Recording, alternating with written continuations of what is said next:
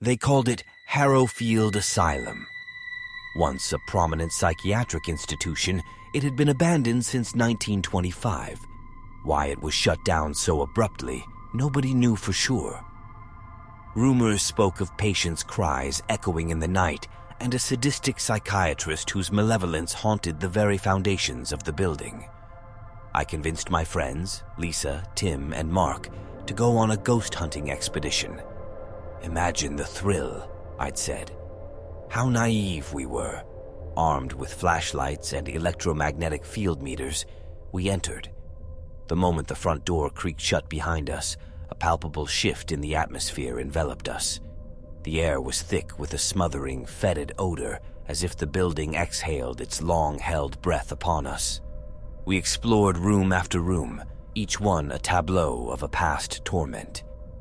In the children's ward, the remnants of shattered toys and crayon drawings depicting monstrous figures were strewn about.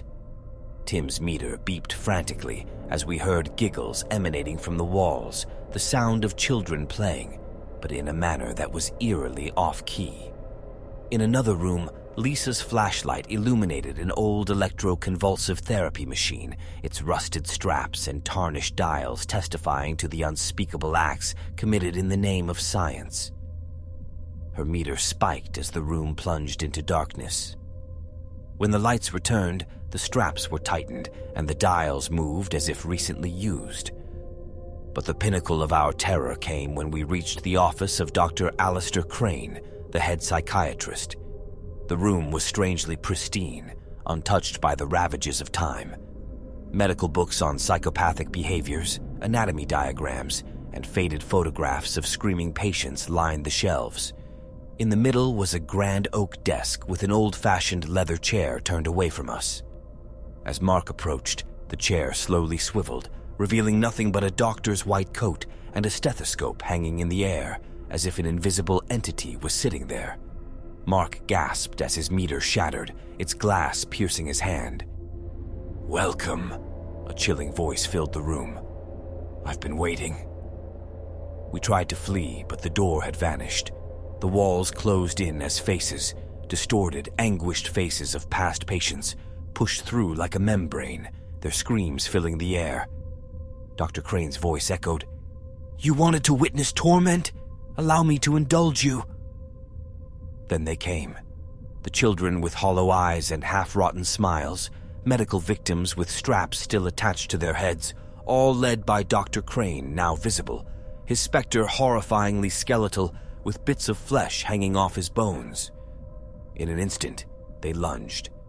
Tim was overtaken by the ghostly children, his screams abruptly silenced as they pulled him into the floor, his body disintegrating into a pool of shadows.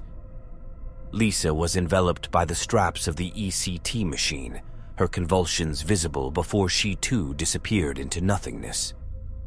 Mark was consumed by Dr. Crane himself, his body turning ashen, crumbling into dust. I was left alone, paralyzed. Dr. Crane's spirit floated towards me. "Ah, the observer," he hissed.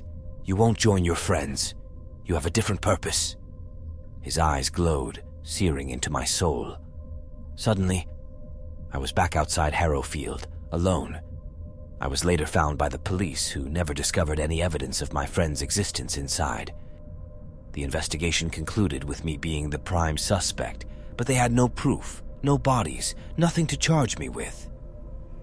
Nobody believes me. They say I must have been hallucinating.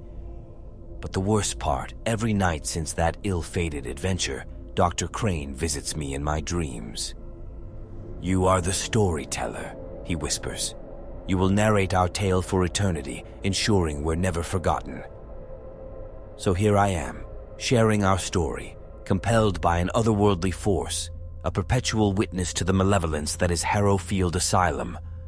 And as I write this, I can't shake off the feeling that maybe, just maybe, this was Dr. Crane's plan all along, to make me the chronicler of their torment, to share it with the world, thereby spreading the haunting far beyond the confines of that forsaken place.